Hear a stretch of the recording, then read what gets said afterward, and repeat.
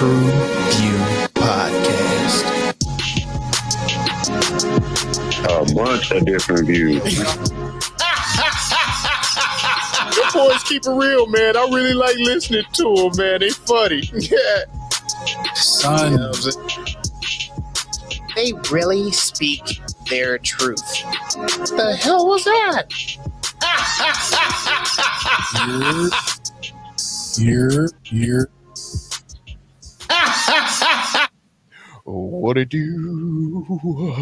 Oh, what the business is? Oh, what's good? Thank you very much. It's your boy Mail. Yeah. And this is the TruVue podcast, and we are bringing the barbershop to the box office, baby. Surprise, motherfucker. All right. Okay. I don't know if it's because I've been gone for a bit, but that was actually probably your best intro yet. Like that one, you killed that. You killed that. I'm Jay. Thank you very much. Appreciate that. Big Poppy is home. Whoa. I'm here. Let's get it popping, people. Whoa. Yeah, that's right. I call him. Big Poppy is home, and not the one that plays. Oh no, he Dominican, ain't he? He's Dominican. And not the one that plays for the Red Sox. Oh, you one of them Eakins then, huh? We got the same complexion. Shout out to you. Motherfucking turn into an Eakin. Never. Watch it. I'm a can. I'm just a can. All right. I'm an I can. Yeah. A Jamaican. Once again, thanks again for tuning in. It's the TruVue podcast. I am grown man MJ. Appreciate y'all stepping back in the building. About to get into this shit proper. Let's do it, fellas. Yes, sir. All right, man. So, ladies and gentlemen, this week on the TruVue podcast, we're gonna be reviewing the movie, the biopic. Is it biopic or biopic? Biopic. Biopic. No, biopic sound like some surgery shit. Biopic, yeah. It's a biopic. Biopic. Okay, all right. The biopic. Hey, Peanut Gallery. We only need one person working the soundboard, sir. Like you don't need to. The sound effects are not necessary. You can cool out. All right. All right. So. This one is 1 o'clock, 2 o'clock, 3 o'clock. We're reviewing Elvis, goddammit, the new 2022 movie that's out. This one takes an interesting look though because it follows him from his childhood to his rise as a movie star, a rock star in the 1950s, while maintaining a relationship with his manager, Colonel Tom Parker. Look, it sound like you're using your finger. God, dog. I give up. That's it. I'm going back on vacation. I can't do this. I need a mental break. I need a mental day. That's what all that charging up you did, and you only got Bruh, I'm still high from last night. That nigga reading like his phone keep dimming and shit. It's a lag. My computer has a lag. It's not me. It's the computer. Like he got to reset his screen lock. That's what it is. He had to keep on punching in the code. Wait a minute. Hold on. What's the code? Yeah.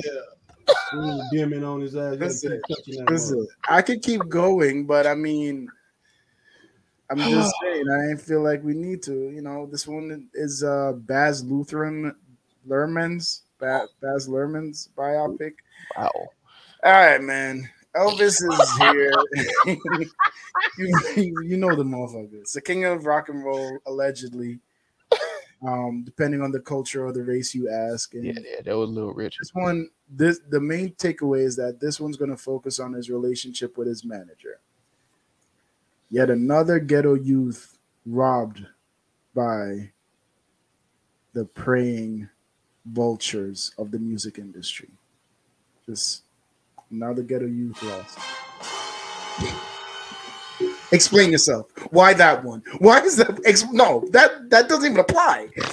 Yeah, you did. You did. You said it. You said another ghetto youth exploited and exposed by the music industry, by the entertainment industry. It works. Did you That also, works, dog. also, Lamel, did you just fucking snort? Did you fucking snort, nigga? I can't breathe. Okay, I can't back breathe. on the rails. Back on the rails. Y'all Okay. motherfuckers ill, bro. Look, I remember a long time. Oh shit! My gosh. Oh. Now, regardless of race, regardless of Race? your race, I got Black Elvis right here. So we don't know what that is. that's Black Elvis, baby. That looks like blackface, and I'm not touching it. Pause. Uh-huh. Listen to me.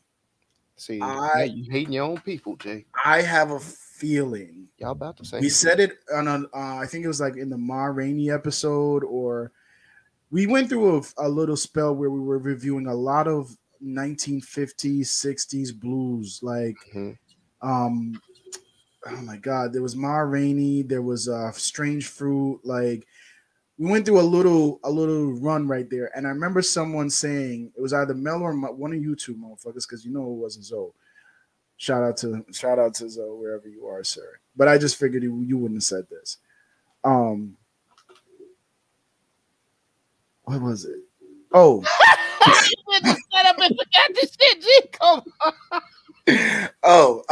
It was that there's a certain level of pain you have to sing to like bring the funk out of music. And it was like when you hear certain body oh no, it wasn't even that. It was like we're reviewing a movie where they did black music, but it was like poppy in how they presented it. And so it didn't have the same oomph back as the original did.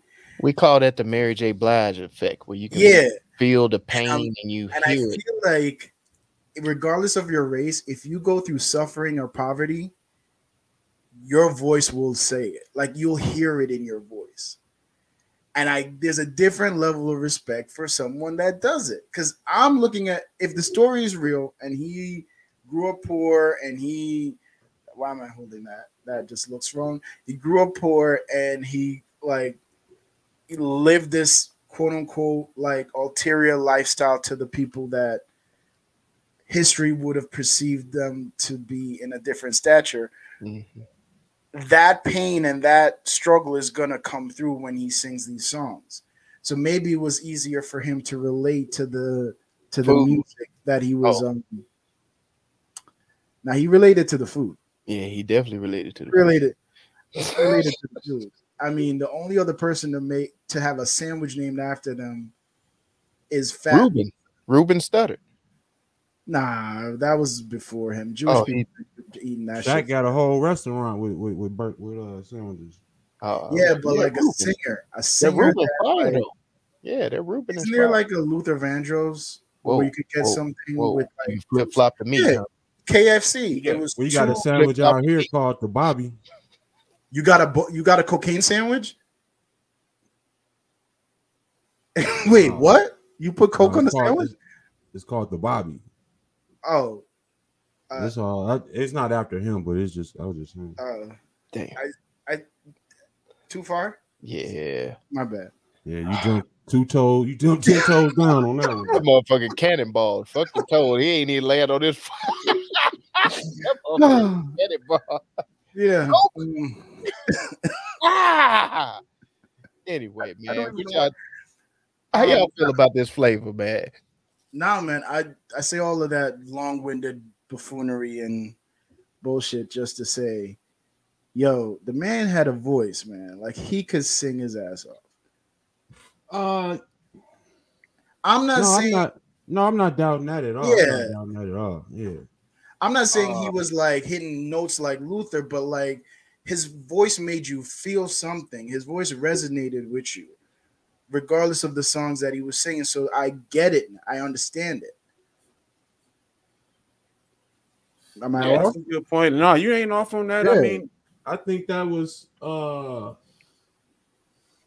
with the the tempo of his music. I think that also helped his style. But And the pelvic thrust.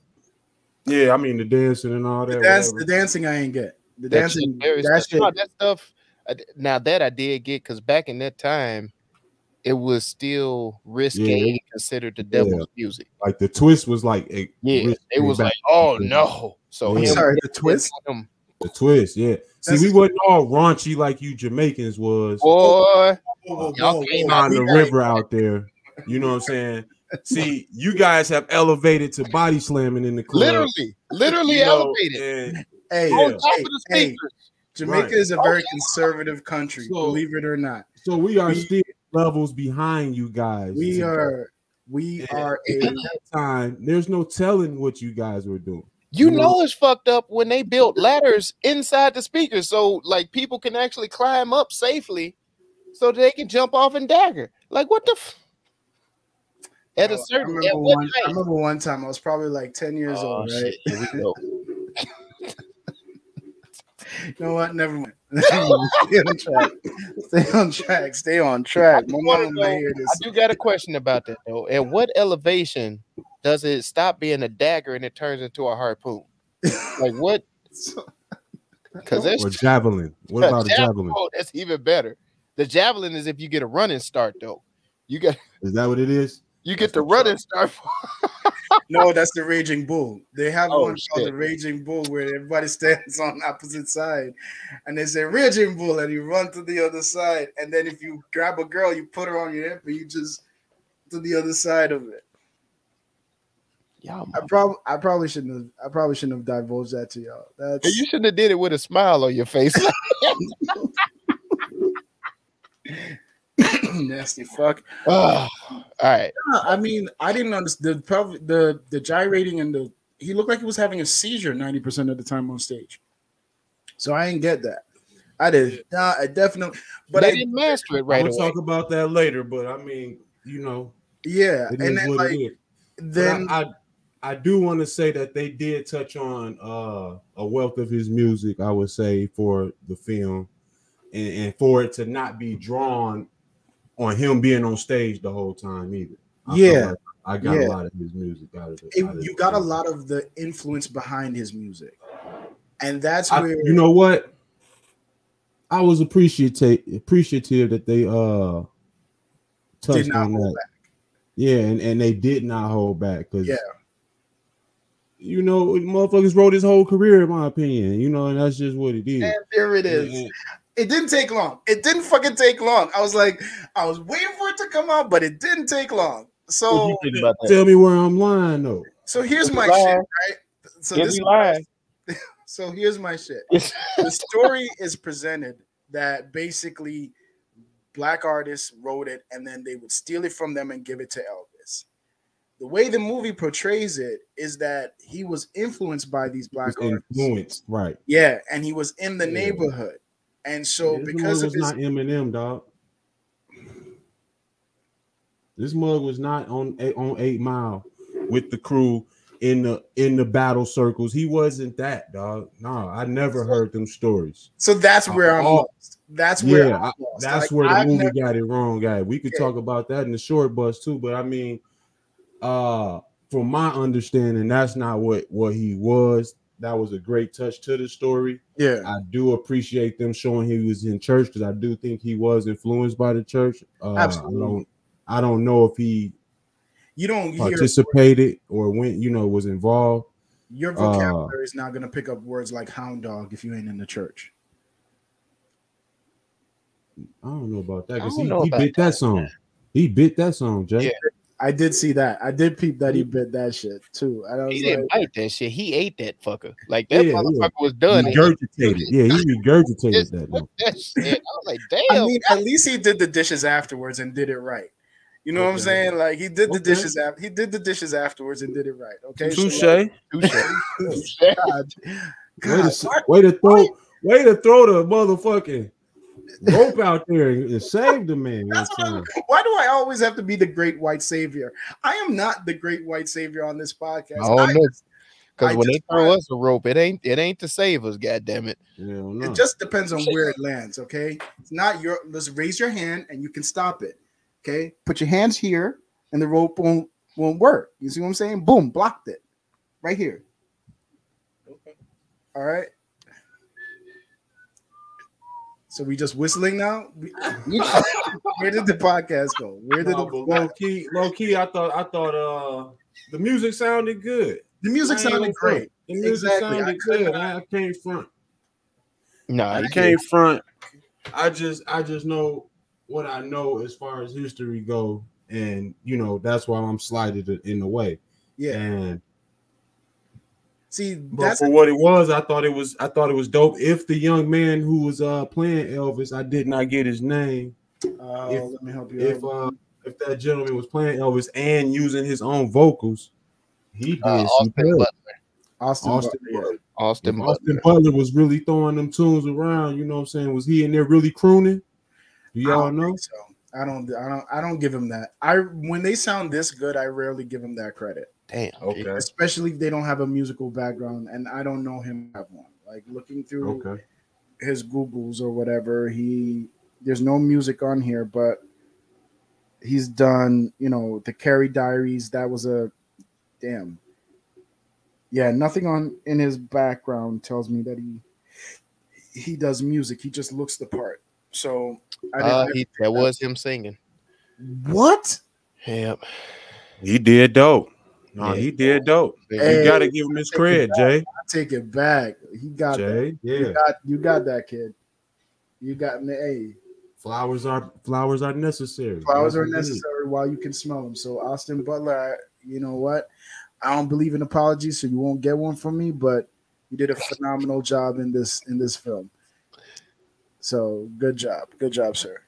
If he would like Jay to apologize, he can, clearly reach out to us and come onto the podcast. So, oh yeah, if you're ever in person, if I interview on the podcast in person, I'll throw you an apology. We can get you one. You just bring your ass on the podcast. But nah, I thought like the music was really good, like the voice inflections, and I felt like because when you listen to his old, like when you listen to Elvis music, not that I'm a proficient, often listener of it, like Elvisiato. Yeah, I'm not an Elvisiato or whatever, but when the shit comes across, I do notice that he kind of has like a James Brown, like let me explain what I'm saying. Like it's almost like a don't. Okay. You said don't open that door, Jay. Unorthodox rhythm. He has an unorthodox rhythm. And so this nigga Silk the Shocker is what you saying at his time? You know what? This is why we have a music guy on the podcast, because this is not my realm. This is not my realm. So if we can move on, I would be let this one die. This is not the hill I want to die on. I'm not built for this. Okay. Oh my God. So glad, bro. Like I miss you. I miss you, kid. Come back. Hey. Oh, the music slap. We just leave it. We'll leave it at that. Yeah. 100%. Yeah. Oh my gosh. Let's have some fun with it though. Let's get into the meat. Pause.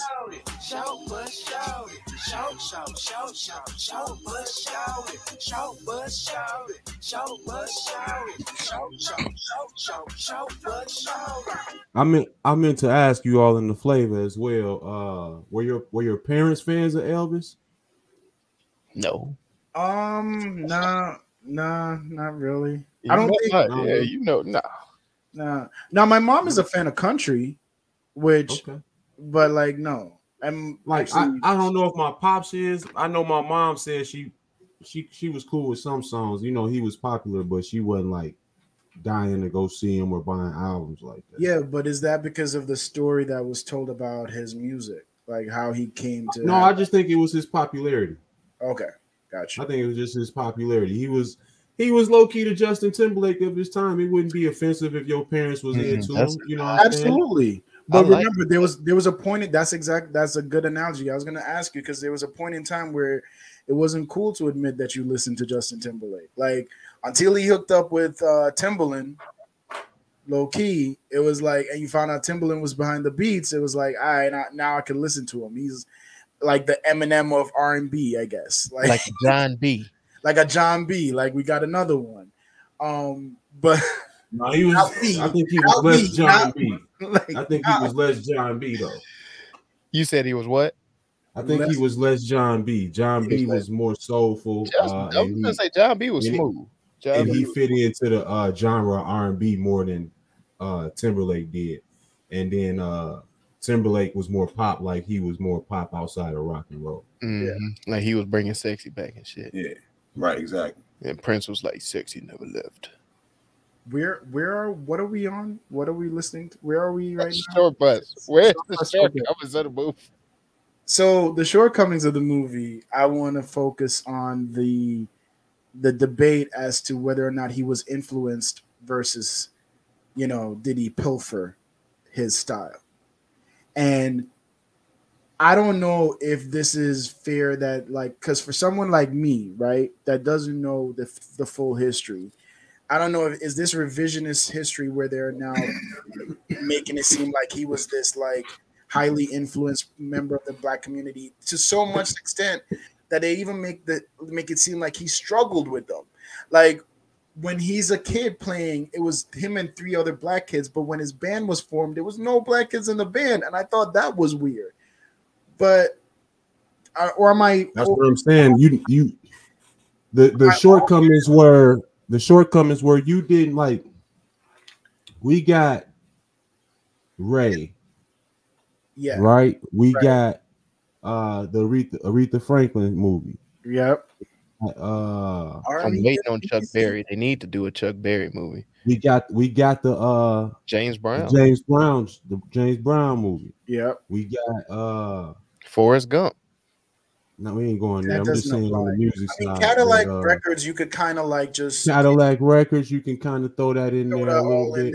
But what I'm really trying to get to is what was the other one we did? The light-skinned woman. I was gonna say y'all know what I'm talking about. Oh my God! Wait, shit. Ella Fitzgerald. No, it's not Ella Fitzgerald. Is it Ella Fitzgerald? No, she was played by. No, it was a Strange Fruit. The Strange Fruit. Yeah, we got that story. But what I'm really saying is we really got good backstories on these characters. On Elvis, it was just he popped up and he was there. No backstory was involved except for he ran into a church and gyrated and fell out. You know what I'm saying? It was a lot of ass in the room. The young man couldn't take it. And can y'all remember? That's how you can tell he went to a Black church though, because he was. Yeah, it happens a lot, bro. You could see the rate going in his head, and that compulsiveness, bro. It's like internal combustion, bro. He passed out. He went out. First time you really see a like ass moving, right? Whoa. The first time as a kid, you really see ass moving. He licking his lips and think about it. Ain't it in church though? Like most. That scene made me think about that shit, and it was like the first time I saw, like, I remember Shorty, like, because they all had like the little like either the flowy dress where it would like flow, or they had like little tight long pencil dresses, and they would like, and then when the spirit hits them, you know what I'm saying, everything is jumping, you know what I'm saying, like. Yes, indeed. Yes, indeed. Yes, indeed. Praise him. Yes, indeed. Won't he do it? Won't he do it? When I get the fan out so I can block who I'm seeing. You know what I'm saying? Me and my friends had tell me if this is creepy. Make me me and my friends had a rhyme we used to say. I love the breeze that blows and lift up the girls them clothes. Is that creepy? No, too far? Take that back. The line, B, you always the line, dog. Okay, all right, I'll take it back. I was young.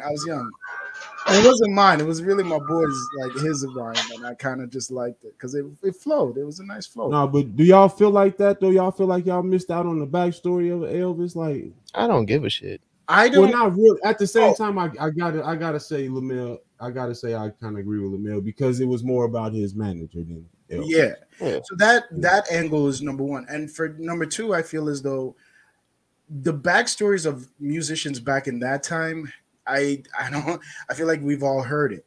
You've heard it. What this kind of made it seem like, it was like, yo, everybody was getting robbed. There was nobody safe. No color, no creed, nobody was safe from getting robbed, except for maybe Ray, which is weird to me.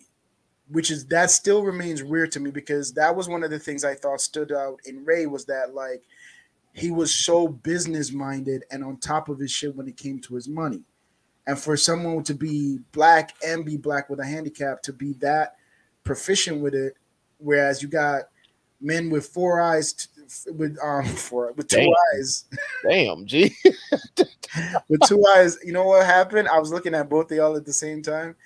But you got people who don't have the same ailments, and they're getting robbed. And I think that was the thing that I wasn't sure if the script was pandering in this, telling the legacy of Elvis from the angle of him, you know, being robbed by this charlatan manager. I feel like they were just trying to get ahead of the woke nation, trying to cancel this motherfucker. Because you feel like he's next, like he could be. Yeah. Like, oh, hold on. No. This wasn't his fault. He's a victim. I gotta switch up what I thought, because I guess I had my focus more on Elvis, and the story was really meant to be the manager telling how he got Don King. How he and Elvis basically came together and profited together. But if you saw this manager, I would have ran for the hills when I just look at him.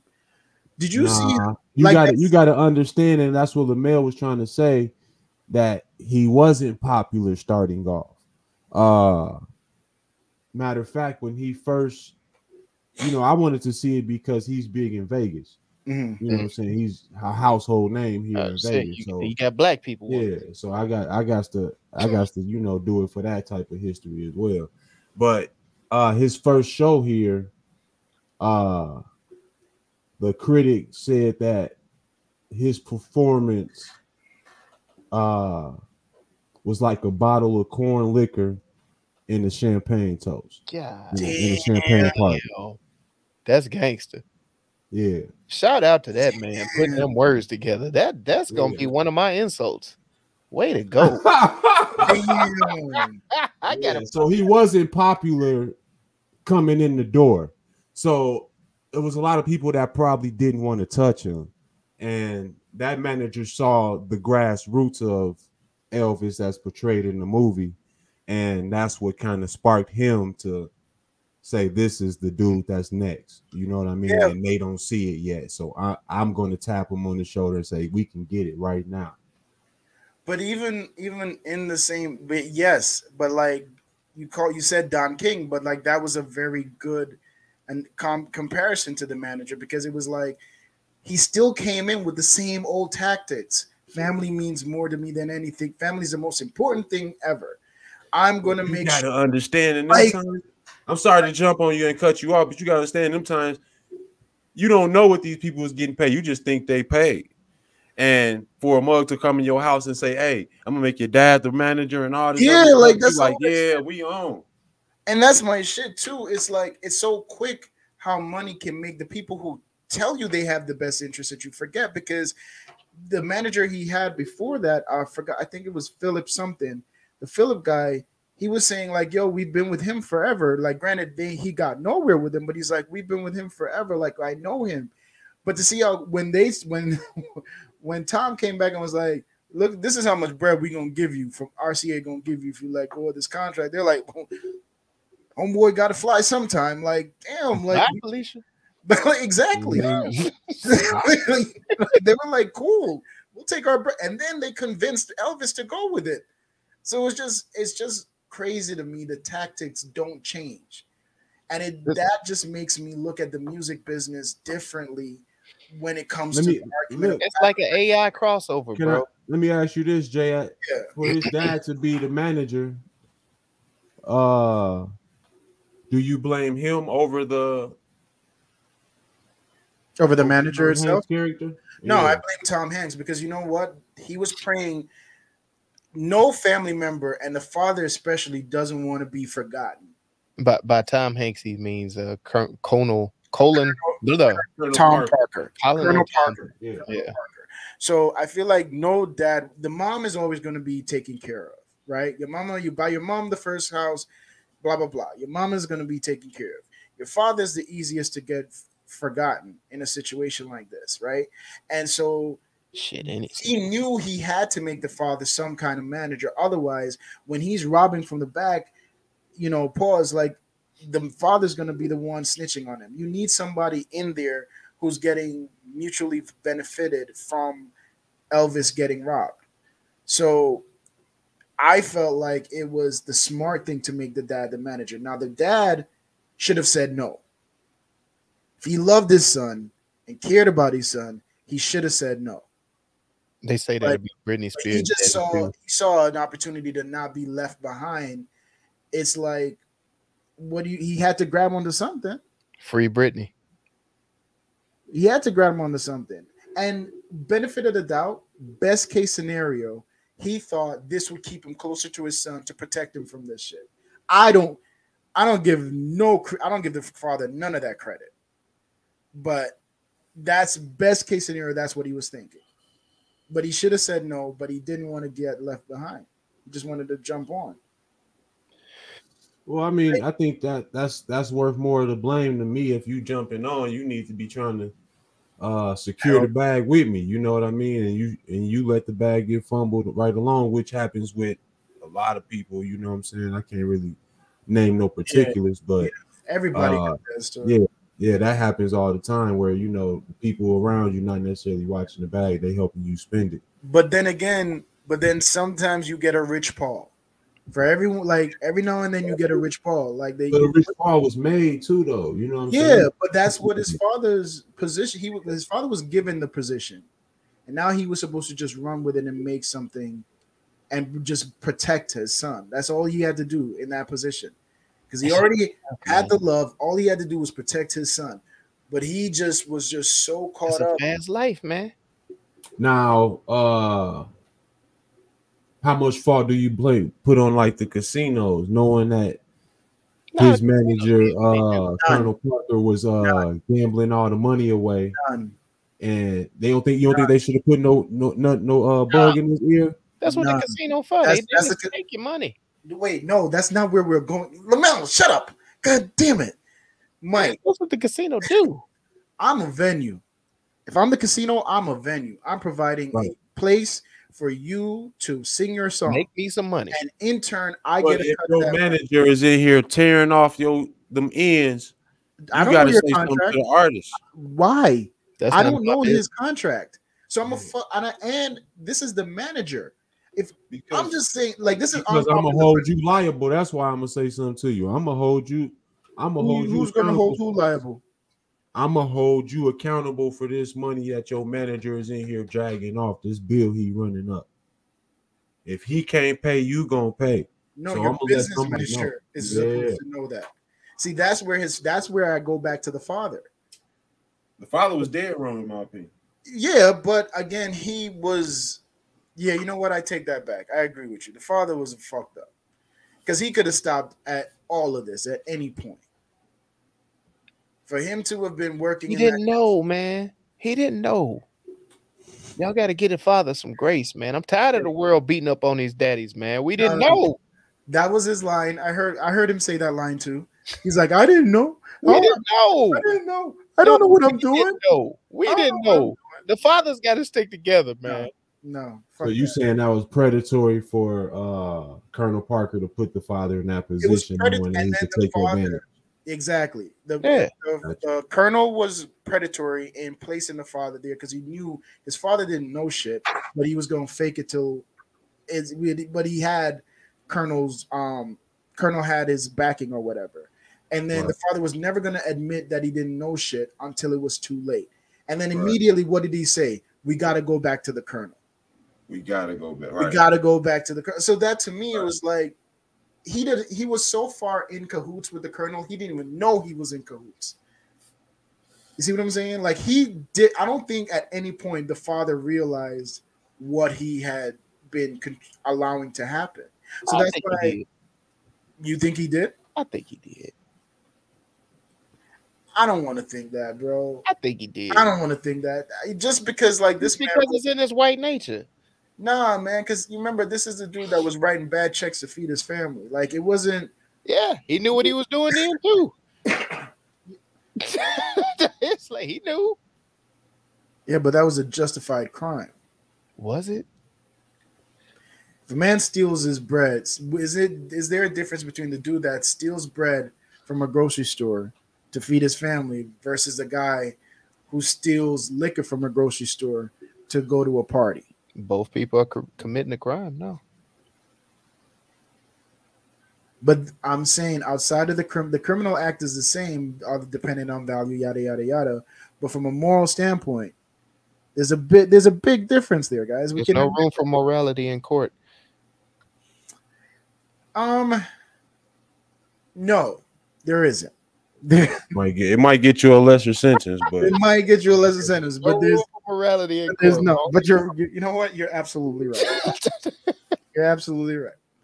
Because I watched it. Never mind.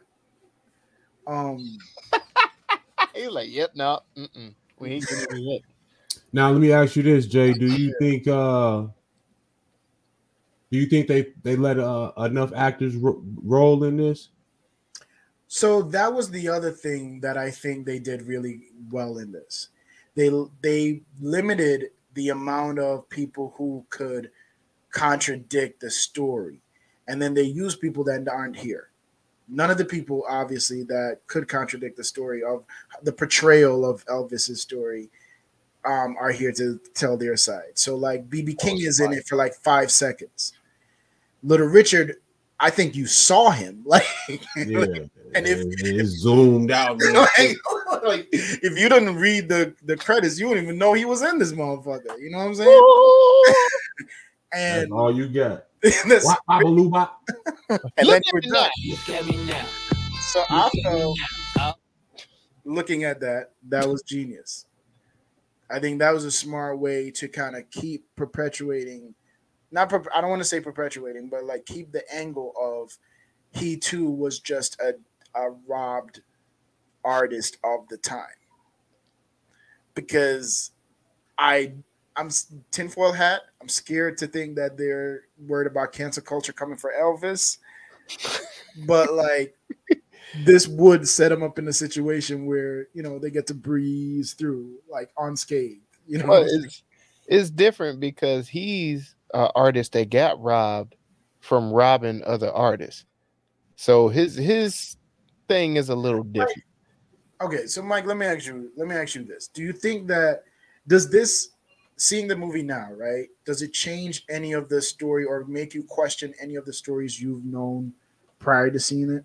As far as like Elvis's, No, it helped to confirm somewhat. So this is your where there's smoke, there's fire shit situation. Kind of, yeah. That's a good way to put it. Yeah. It did help. It did help to confirm it. The stories that I've heard as far as his myth, and I probably should have brought it up in the short bus, but you know, for me, this was one of the world's biggest mysteries. You know, how did the pyramids get built? Are there aliens? You know, who shot Kennedy? And why is Elvis that nigga? You know what I'm saying? I had all of these questions growing up. You know what I'm saying? And it was like, You're a fool. You were annoying as a child. I know nobody couldn't stand his ass. Like, no, it was a valid question. I didn't get it. So I saw James Brown, you know, because I had the benefit of seeing all of this stuff past the time it was already out. You understand what I'm saying? Yeah. So seeing James Brown, I was introduced to that prior to Elvis. I saw Elvis and I was like, all right, okay, it was cool. It was cool.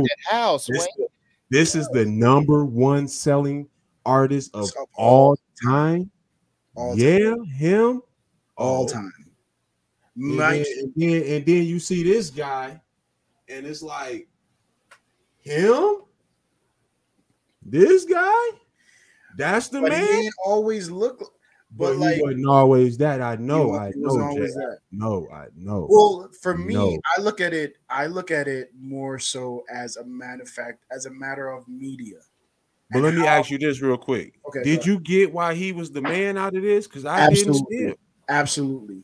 If you look at media, right, All and right. how he was portrayed, like he said, he's like, I was a dreamer as a kid, and everything I dreamed come true. I did movies, and I was the heroes in those movies. When you're looking at this era, everything that Ford, the Bullet, was created behind James Dean's movie, Bullet. You see what I'm saying? So it was like, if it is just like how they said, like, if you won on Saturday, you sold on Monday. Like, if your car was winning on the races on Saturday, you're gonna sell that shit out the lots on Monday.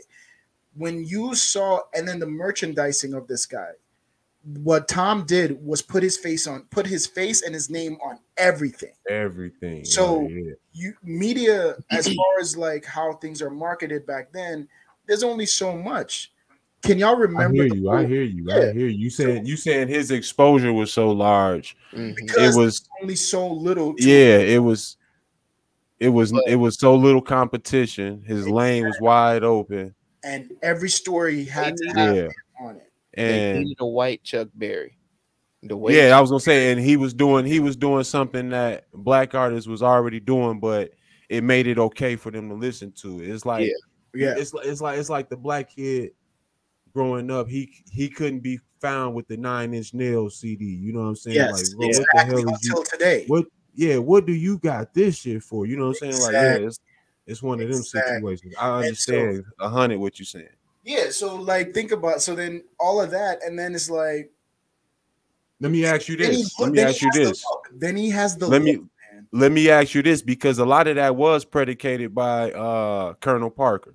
Yes. A lot of that was pushed, and that was his. Do you feel he deserved the 50% then?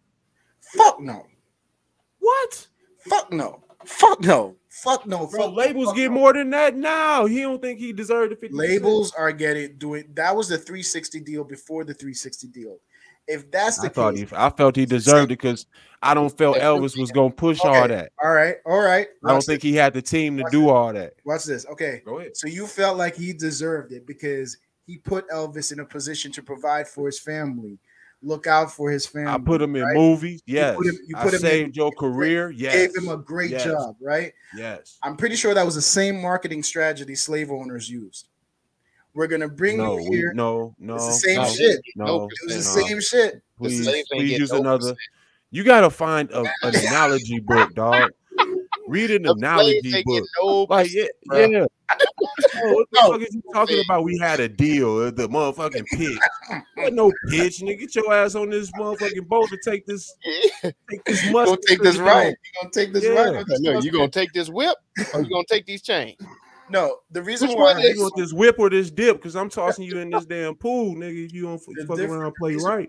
The difference is, the reason why I don't feel like he's earned that 50% is because 99% of this money is predicated on me existing. Without Elvis, no money is made. So with all your marketing, not true. In this scenario, how with Elvis, all you doing is hopping on stage, hopping off stage. Elvis is with me. I made you a brand, bro. What are you talking about? Elvis is nothing without Tom's connection. Without Tom Parker. Yep. Yeah. I disagree. You think he was headed to Vegas that fast? Probably not. Probably not, because like he was very fast, and that was a lot of. Look at the tour. Look at the tour. Look at how that first tour went with Snow. I forgot the guy's name that he was doing. Hank Snow, right? Yeah.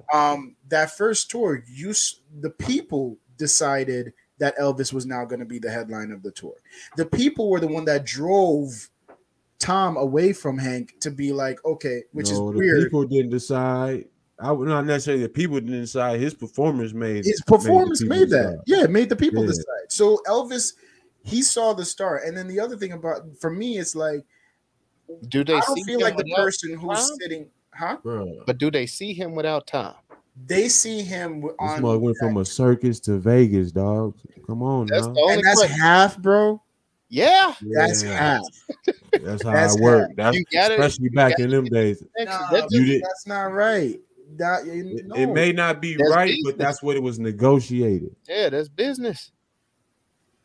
Nah, that ain't right. You're nothing without the eyeballs on you. I hear you. You need the consumers, and somebody has to put you in front of the consumers. And the I person that know puts- tons of cold ass unsigned Bums. artists, I know dog. a shitload of Bars. bums. Bars. Sing their ass. Nobody's hearing their music, bro. Nobody's hearing it. It and matters. half. It matters. It matters. I'm not saying I say you get what you negotiate, and that's what he negotiated. Exactly.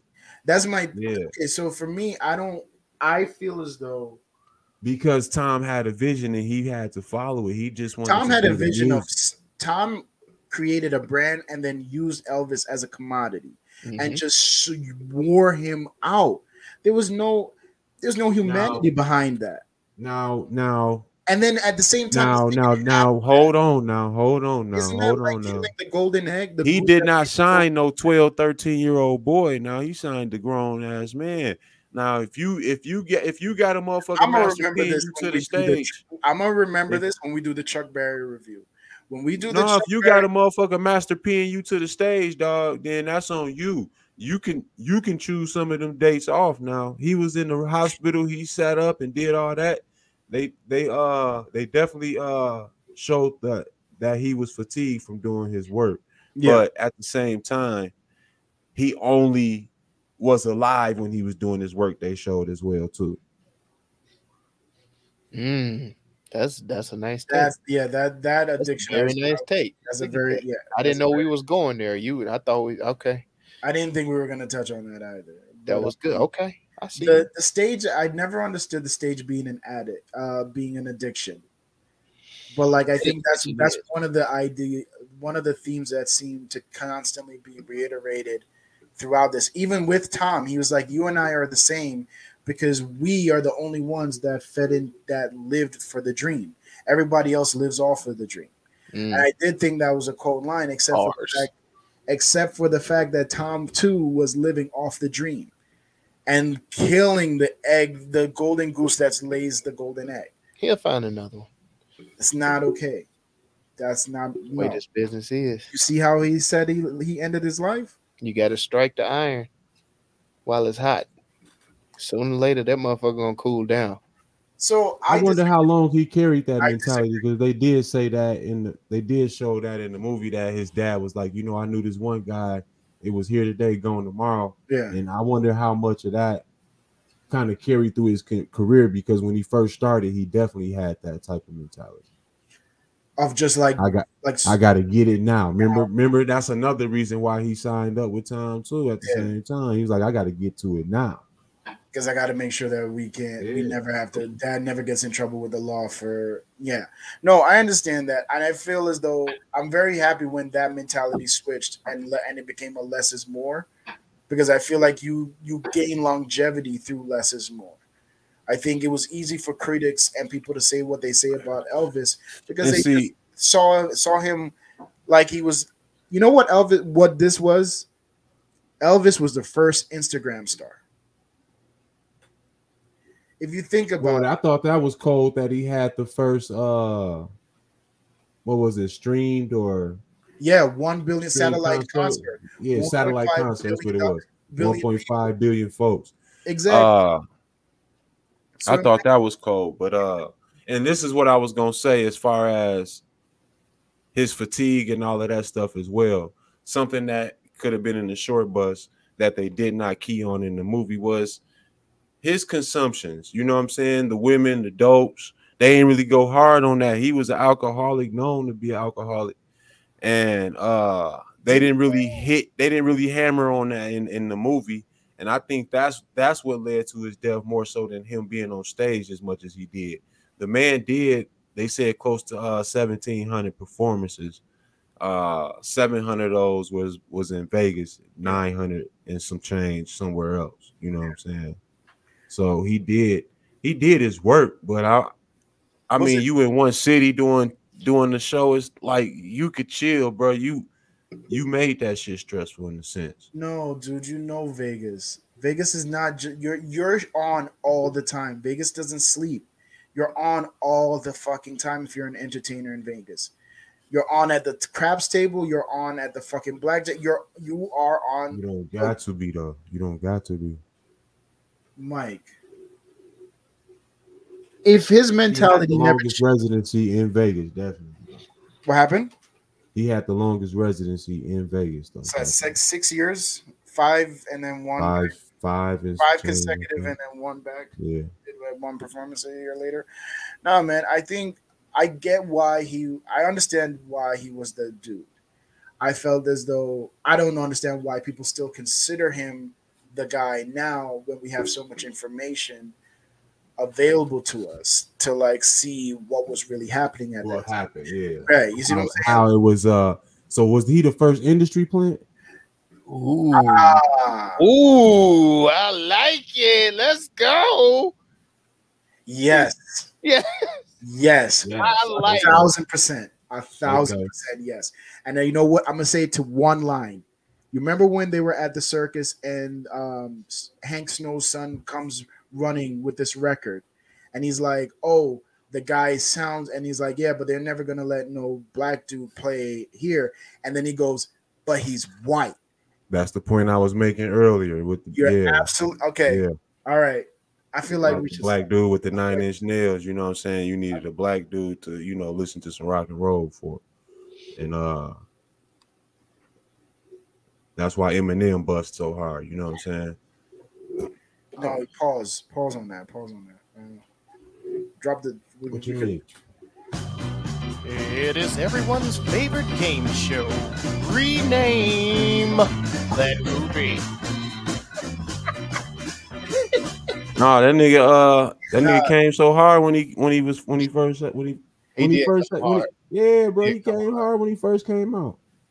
He was like instantly number one. Hey, just rename the movie, bro. Dude, he splat everybody too when he came out. That was crazy. So just rename the movie. So mine is gonna be. You don't agree with that? So M1 known when he. I'm not talking about Eminem coming. M was hard. Pause. M was hard for sure. M was hard. All right, I'm gonna say this about Eminem.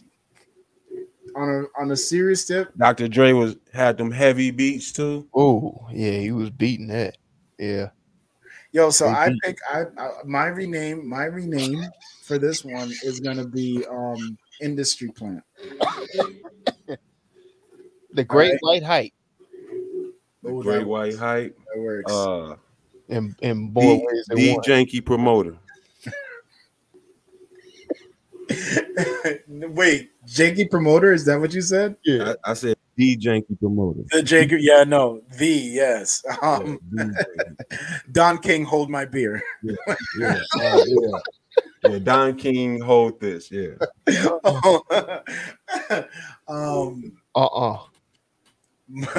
My precious. Yeah. Because you can't tell me he ain't look like Smeagol. P. Diddy who?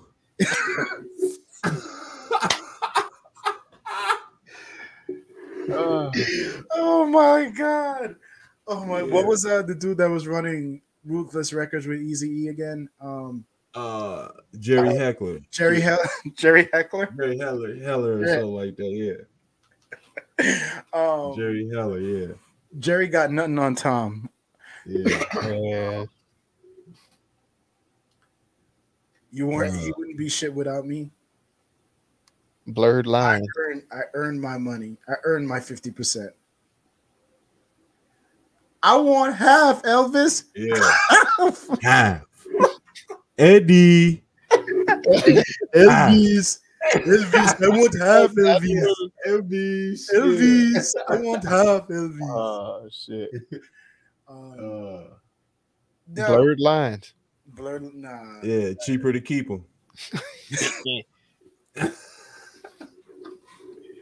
Hound dog.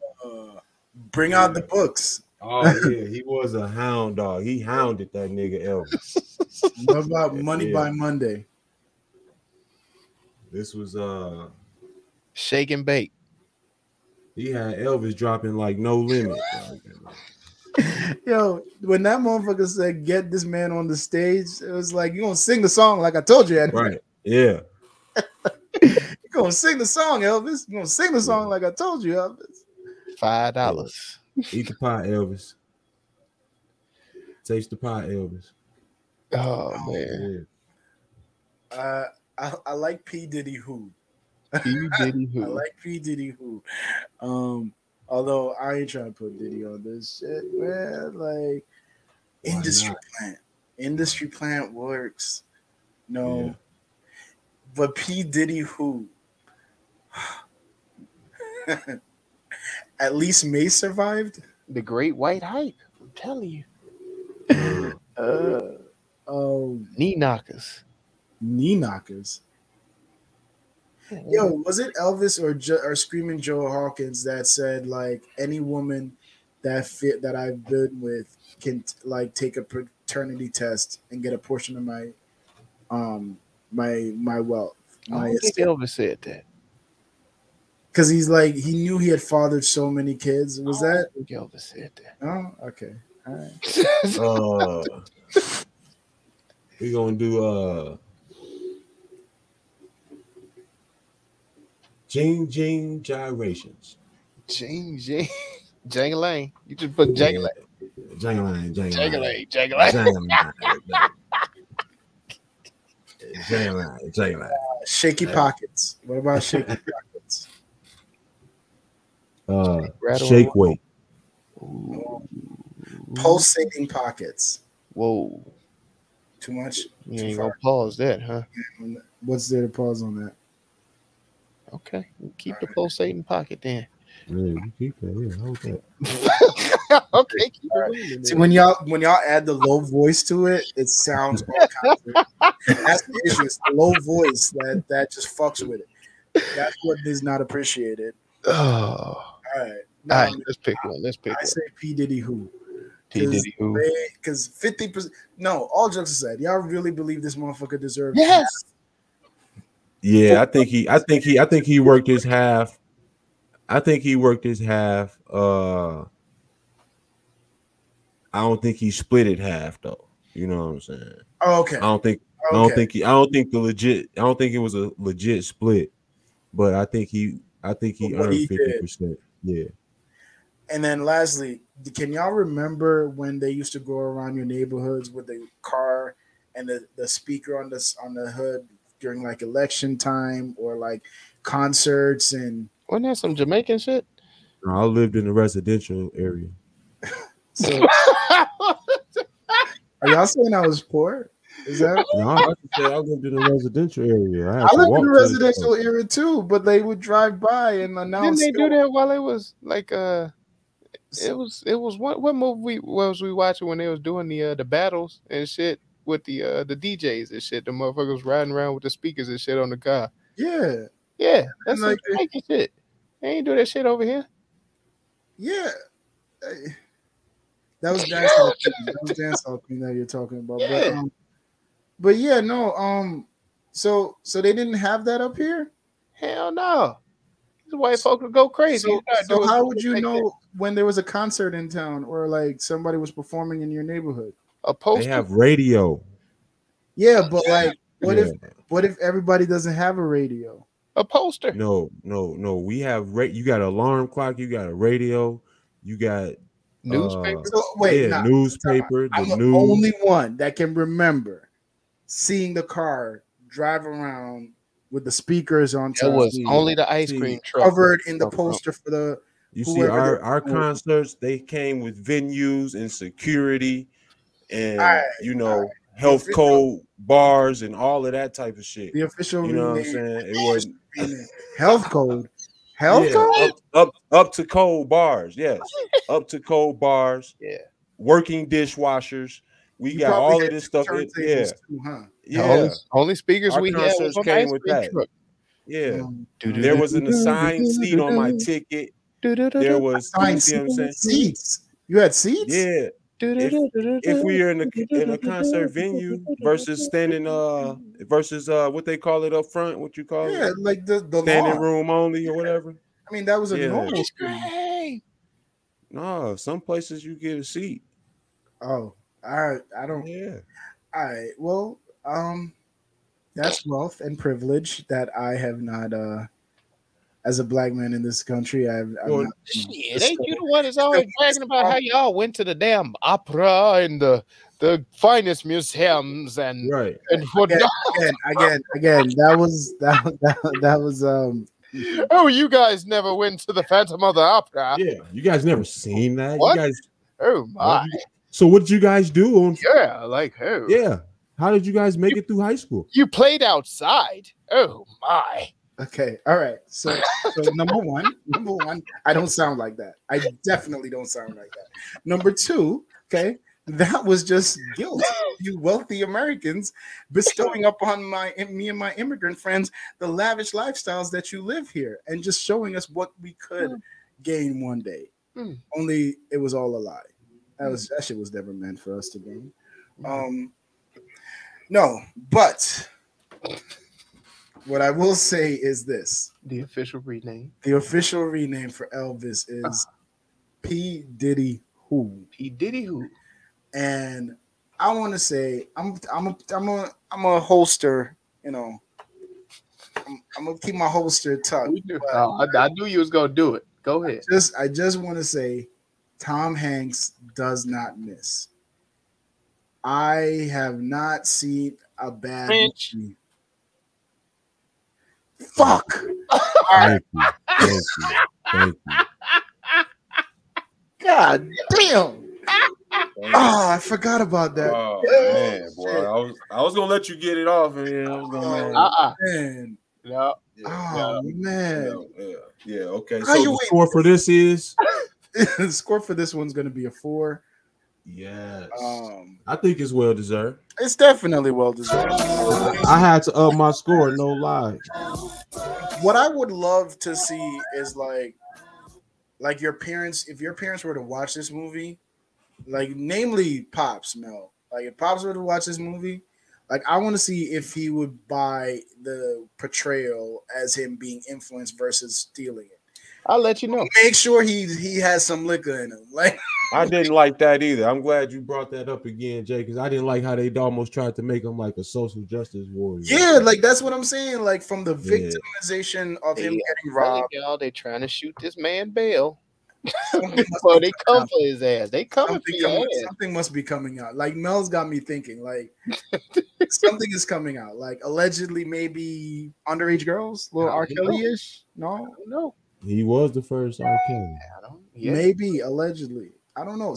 I'm interested now. Like now, there got to be a book or something because they propping him up nice, man. Ain't no telling. That's all right. Keep But propping. the official score for this one is Elvis is a 4, and the official rename is P Diddy Who. Mr. Combs, this is no disrespect. This is just being a little bit fat boy, baby. Facetious towards the allegations of your business practices over the years that are well publicized. So I can see Tom in the music videos and stuff while Elvis doing his gyrating. Tom just come through. Nah, Tom a whole gangster, bro. Tom is a whole gangster. You leave Tom. Oh, you talking about Parker? Tom Parker. Yeah. Anything else? Rewatchability? Where we at? You know what? I got to check this out with Pop. So yeah, I'm gonna let y'all know the verdict on it. Yeah, let me know. Mike, what about you? I think the young man's performance is worth a recommendation. Yeah. For the movie. My man who played Elvis, I think he really did dope in here. But for me, it was overall kind of boring. I wouldn't rewatch it. I did give it a 4 based on my man's performance and knowing that he was doing a lot of the vocals. Yeah. And he had the voice down in here real well. And I just think the acting and overall was good. And once I adjusted my perspective and understood that it was coming from the manager's point of view mostly. Yeah. The way the story was being told, I kind of had to get it right in the nod too. So it was decent. It just wasn't like thrilling or overall interesting for me. See, I like But I like the performances, and I just probably wouldn't rewatch it. I like the behind the scenes type shit. Like the performances were really well done, but like just seeing how the marketing, like the man was selling to both sides. He had buttons that said "I love Elvis" and "I hate Elvis." That, I mean, for back then, I feel like it's genius. I feel like we do that shit now. Like, actually, back then, I feel like that. Let's go, Brandon. I think Trump was the latest example of that. I think he did that shit to the best. Right? Oh my god! But I mean, I think the story is why I would recommend it. I would rewatch it with someone I recommended it to, but I don't think I would go out and seek a rewatching of this one, just because, like I said, I'm still conflicted. Like I don't know if it was influence or pilferage. So, but and it would be the manager to kind of conceal that as well. Yeah. So, yeah. Well, I tell y'all what, y'all can go to TruVuePodcast.com where you can like, subscribe, share, comment on everything TruVue Podcast. Thank you guys for following us on YouTube. Hit that bell for notifications. Hit that subscribe button and be sure to share us. Leave a comment. We will get back to you. And drop us some movies if y'all want us to review something. So, yeah, TruVuePodcast.com. Y'all go out there and help us defeat this all-powerful algorithm trying to hold a black pod down. Let's go. And you know, yo, shout out to Venti Vibes. The vibes, so the vibes is always Venti as well. You know, catch them on the interwebs. VINTY. VIBEZ. And as always, you know what we always say. What do we always say, Jay? We say go watch some shit. Oh my goodness. TruVue Podcast. A bunch of different views. Your boys keep it real, man. I really like listening to them, man. They funny. Yeah. Son. They really speak their truth. What the hell was that? You're